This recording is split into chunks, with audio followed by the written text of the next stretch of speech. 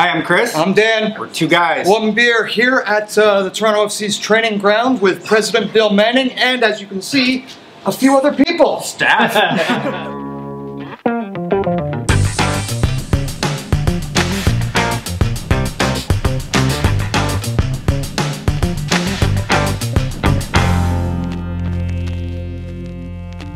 So let's get the alcohol flowing right off the bat. Yes. This is your beer. Yes. So I'm going to introduce the Bud Bar first. Okay. That's what this is called. And Amanda, come over. Come on. Amanda helped build the Bud Bar. And this was a concept that actually came from Manchester City in London. And I went to their headquarters, and they had a really beautiful Heineken bar, and their staff enjoyed it. And so I came back and I said I want a Bud Bar. And Amanda spent about 2 months, and we had this bar built with our partners Budweiser, and I am going to ask for a Michelob Ultra, which is my beer of choice today. So the reason I've kind of tagged onto this beer lately is it's low in carbs. So I looked on this on a diet beer. Yeah, it's 90 calories. Yep. 4% alcohol. Yeah, but that's okay. It's low in carbs. This is going to be like either a real treat for us, because I don't know if you've noticed. Tasty. I don't know if you've noticed, but over the last couple of years since we've been doing this show, Chris and I have acquired something called, what's it called? Oh, Ellie's. Yeah, beer, lots of it, and it's usually craft beer, strong, thick, heavy, good.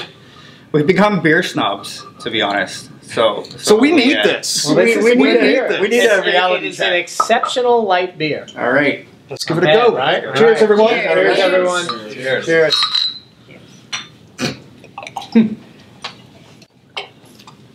Yeah. It's not Guinness. You've been in Canada for a while now, Bill. And I don't know if you've heard, what do a canoe and American beer have in common? A canoe and American beer. Yeah. Both too damn close to water. Now I tell you. No,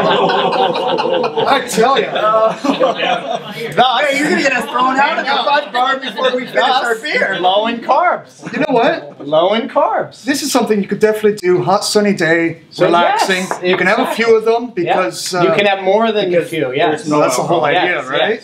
Yes. What do you think, Chris? So it's a light beer. It's not. You can't consider this. You know, it's a big bold beer or anything like Canadians like those big bold full alcohol beers. This isn't one of those. It's a nice casual summer beer. A drink low in carbs, gets rid of the bellies that you guys talk about. It definitely is not a carby beer, that's for sure. Now I make fun of you, but I don't mind it. Right? It doesn't have a bad taste. That's It doesn't have a bad taste, right? It's good taste. And I have 3 of these. I've got after hooked work on it instead this of summer. 1. Yes, I've gotten hooked on this beer this summer. So since it's the off season for the team, it's early in it. What are the plans? What are the big plans? What's the major plan? So this off season, yes, it's going to be to get better and get healthy. So those are the 2 key things. We have to, we lost the big 4 players this year for most of the year. Chris Mavinga, Drew Moore, the center backs, the big guy in Josie, and then Victor Vasquez who pulls the strings. And really difficult to overcome. And that kind of, when we lost those 4 guys in April, we never were able to recover. And it's been a really difficult season, especially what we built the last few years. We all feel it. But we're ready with a vengeance going into next year, and we're going to improve. We're going to look to make. We're not overhauling the team by any means. We're going to look to make a couple of transactions to improve the squad, similar to what we did into the 2016 season when we brought in Will Johnson and Drew Moore and Clint Irwin and Stephen Betashore. So we're going to try to tweak a few of our positions to upgrade and get our big guys back in the field. Well, that's what we want to hear. That's the key for us. Are we going all in for CONCACAF like last year? Yeah, and we would do it no other way. What we did do is we learned during that competition we have to rotate a bit more than we did. We put a lot of, for lack of better words, miles or load on some of our players, and we wound up getting some injuries that hurt us for the rest of the season. So we're going to be a bit smarter about how we manage the game rotation. And you need to be 16 players deep instead of 13 players deep. And that's going to be really important for us. And that's what hurt us this year as we got a few of the guys injured long term. We just we didn't see enough production from the rest of the group there to overcome that. Nice. So the plan is to get some depth in some positions. Yeah, and also to upgrade. We think it's important that we get back to the mentality we had in 2016 and 17, which was frankly, it was defense first, and we had these special players in Sebastian and Josie, and when we brought in Victor, that we could score goals. But people, we only let up 37 goals last year. This year, I think we've let up 61 or 62. So we have to get back to that mentality of we're going to be a very, very difficult team to score against, and so that means upgrading. We're looking at how do we improve our defense. First off, I'd say it's getting Drew Moore and Chris Mavinga back on the field. Healthy, yeah. Right, and especially Chris Mavinga, who I think is as good as any defender in the league. Easily. I agree. Easily. Dandy long legs, that boy. Yeah, Out of nowhere. Speed out of nowhere, taking people down. It's great. I'm going to go down the line to my man Devin Floor. Devin heads up our analytics here with TFC, and it's amazing some of the things he pulls together. And really, what it is to find trends, right? You want to see trends in the offense and the defense with certain players, with your opponents. What's your thoughts? A little bit on the season, yeah. Because you've seen some trends that are quite different from a year ago. The quality of opportunities we're getting on goal this year actually hasn't been a whole lot different than in years past, which is interesting, right? But if you go on the other side of the ball, you look kind of defensively. Unfortunately, that's spiked up a lot. Yeah. And going back to kind of what you're saying in terms of the lack of consistency along the back line, the injuries we've had back there, it's really not that much of a surprise. Yeah. We've seen that number go up, right? Yeah. So absolutely. So hopefully, as we see kind of continued consistency on the back line, we can get that numbers, those numbers a bit further down. Talk a little about the and I very much am a bottom line guy. We either score or we don't let up goals, but the expected goals versus how many we actually score, and then on the other end as well, how does that look this year compared to the last couple of years? Yeah, I mean, if you look at last year, I would imagine that we were quite a few above expected last year, and that's pretty common for really good teams, right? Better teams finish more shots than they would typically be expected because they're good teams, right? But a lot of luck goes into that too, right? So this year we've scored, 8 to 12 fewer goals than kind of we would have expected given the quality of opportunities we had on goal, right? Yeah. Defensively, it's, we've probably conceded about what we deserved, unfortunately. Right. And that's something we do look at because the good teams generally overachieve, right? And so you get players that they have expected goals of 10 a year that they should have scored, and they wind up scoring 14, right? So those are the type players, the type team you're looking for that not only is really good like we were the last couple of years, but overachieves in a lot of ways as well. So how do these analytics help mold or shape things to come? Just tell them how we use it. We use it. He works very closely with Tim, and then how we position it to the staff, the coaching staff, and then it comes across my desk as well. But Devin, give them a little heads up. I think analytics helps you kind of temper expectations a little bit. I think when you're a really good team, your analytics guy tends to be kind of a downer, saying, oh, maybe we didn't have as good of a season as it looked. But typically on kind of this side of the year, this type of year, a little bit more of a team psychologist, and actually we probably were better than it looked, right? So kind of keeping our expectations kind of in line with some of kind of the underlying expectations given. And obviously it goes a lot deeper than just goals scored and goals against with the data you guys are taking in and analyzing. For sure. That's cool stuff. Sounds like a lot of work. Yeah, and that's why we have full staff. We have 68 people work here out of this training ground. Wow. So what does everyone do? we got analytics. We got Damien, who's our finance director. We got Waddy, who is our jack of all trades. We say he's the logistics manager, but he does it all and makes sure that we get everywhere on time. Diana works with our academy. We have our head chef, Elaine, over here. We've seen videos of him. And I'm hungry every time I watch those videos. Stacy has just joined us recently, and she's going to be working with me. She works closely with Chris Schufelt, who's our head of business ops. We've got Anthony, who's in our communications team. Where's Mike Massaro? Where's Mike go?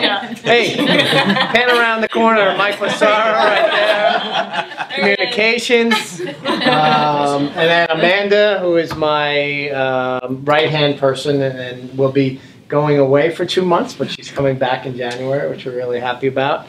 And then you can pan the camera around again. We got Addie. Addie heads up with Damien, our finance team, and then pan around the corner again. We got Tiago is one of our scouts. Clark is our video analyst, and we got Arthur, who worked with Tim Bez and organized our staff soccer game today, and then one and only Bobby, who works in the kitchen with Elaine. Bobby, come on in here. Come on, Bobby. So we, before you leave, make sure you pan our kitchen, because we have a full service kitchen. Man, it's almost 3 meals a day, 7 days a week. Sometimes it feels like. Come on in the middle. Come on in. Get closer. Elaine is our head chef. And Bobby works with Elaine in the kitchen. And make sure that everything is clean. And we feed our athletes twice a day. We are fortunate that we get to eat along with the athletes and enjoy Elaine's food. And it's kind of part of the vibe about this place and what we do. And one thing we've learned this year is, we all won together, and everyone is a part of that. But we've lost this year a number of games, and we do it together. And so we all have a vengeance to get back. We talk about, we can't, 2019 can't get here quick enough.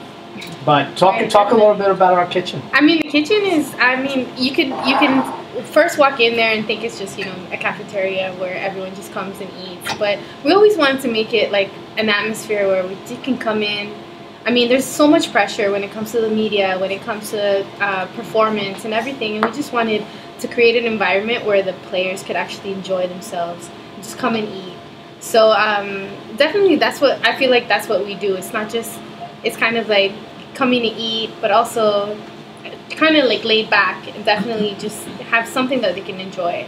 And Elaine is known for playing around, with some food every now and then. Yeah, definitely. I mean, there's such a diverse group, definitely in the team itself. So we just try to, hey, did your mom used to cook something like this? And we try to, interpret it in some kind of sense. There's a lot of guys that are not from here, so we just try to incorporate like mom's cooking and stuff like that. Definitely, I think food can take you to a lot of emotions. It can be comforting, it can be just enjoyable. Like I enjoy people's reactions. Definitely when they come in and they're like, I haven't had this in such a long time. So we definitely want to have something like that where it could be just cooking, but we definitely want to take it up a notch and just. So what do you must be like a huge player favorites in here. because everybody. To be honest, I have a heart for the ones who are injured. Because, it's such a difficult time. Yeah. You're not performing. You're trying to get better. And, and sometimes you see like a depression. And I feel like food definitely gives you some kind of, a happiness and some kind of joy. So for me, yeah, definitely when you are down, and I really have a heart for those guys who are injured and just really trying to find their way up. And they don't have family around, definitely I would love to just try to put something in there for them to have some enjoyment of their day, So definitely there's a couple of guys that are far away from home, and the cuisine just, you get their cuisine and they enjoy it. Definitely, so good. Yeah. That's why we all love this place. Elaine's cooking, and I joke about it all the time, but our kitchen is the heart of TFC, and a lot of people don't know that, but it's where it all comes together. So you have our academy athletes, TFC2, TFC, all our staff, all the coaches, administration, just every business staff, everyone comes together.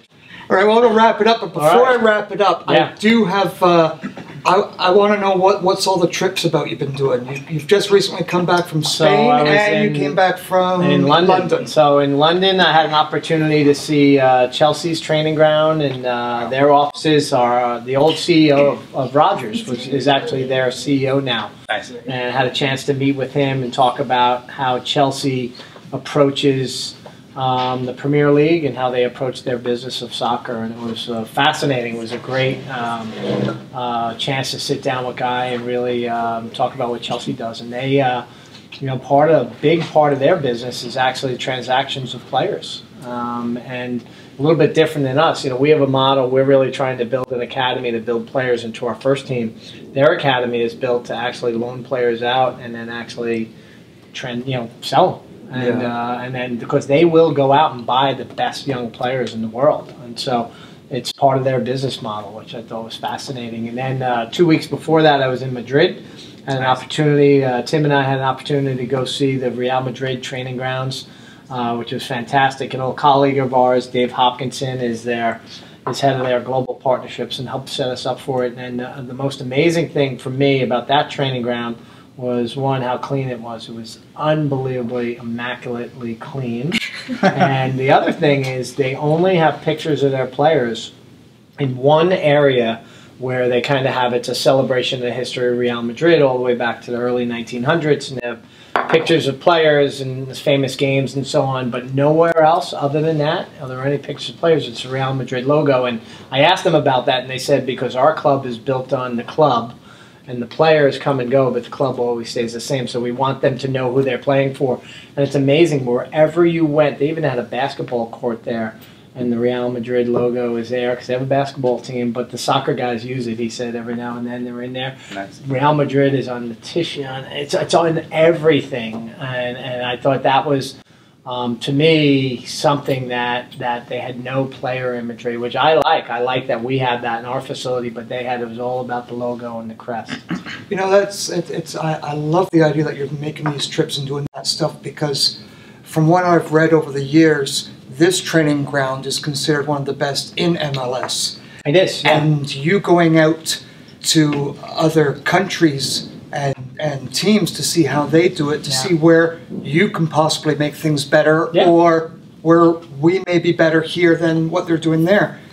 You're not stopping any growth. It's constantly, can we make things better? No, we have to, our goal is we want to, and I think over the last couple of years we've established ourselves as a big player in MLS, and how we will be judged going forward if this season winds up being a blip, and then we come back. Yeah, and so I think that's how we're going to be judged. So our expectations here are still very high, and the two clubs I went to look for, Real Madrid won the last 2 Champions Leagues, Chelsea won it the year before, and if they're the best clubs in the world, well, how can we emulate some of the good things that they do? And so I had we talked about, I had an opportunity to talk about rosters and how they build the team, and the academy. I was really interested in how that ties in. Real Madrid actually has 7 players that have come through their academy that were on their first team. And I was so impressed. 6 players. I was so impressed by that. How one of the biggest teams in the world had players that came from their academy up. And what's interesting is they played, their second team plays in kind of the 3rd division of Spain, and then they have a U19 team that plays in kind of a local league. But they loan players out, and it was important, kind of the pathway for them. And they still go out and buy the biggest players in the world. This is true, they do. It was with a lot of money. Great. Yeah. So that was really cool. And so we want to aspire to be not only one of the top clubs in MLS, but the top clubs in CONCACAF in North America. And so that's why we're going to go for the Champions League again. We will have learned from this year, and if you look at the Red Bulls this year, they are neck and neck for a supporter shield, and they also made it to the semis of CONCACAF. Exactly. Played 2 less games than us, and they've done. I take my hat off to them. They've done a really, really good job. I think we learned from the CONCACAF run. We went around further than them, lost to the same team. We lost in PKs, but I think next year the rigors of the MLS season we're going to be much, much better prepared for it, because we're still going to go for it in CONCACAF. As fans, that's all we want. Go for it. Absolutely. We know there's more. Yeah, no, there is. Absolutely. So on that note, cheers. Thanks everyone for joining us. Thank you so much for beer and some wine coming on our show, and some Coca-Cola and whatever. There we go. I will admit, I joked. Hey, he's already drank 2. Me too. Yeah. It's not bad. It's not bad. It's an easy taste. I You're not going to the Irish pub and ordering it, but in your backyard and you're watching a couple of games. You get thrown out of an Irish pub if you ordered this, I think. This is what gets you not thrown out. Because you're not screwed up yet. True. And you're still about 7 enjoying the footy match on the telly, drinking too many of these, and still able to go home. No. You won't be driving, but not bad. Michelob Ultra. It's going to bring this belly down. Doesn't taste that bad at all. Bill, thanks for introducing us to it. Thank you. Cheers, everyone. Cheers, everybody. Cheers. All right. I need another. Good one. All right.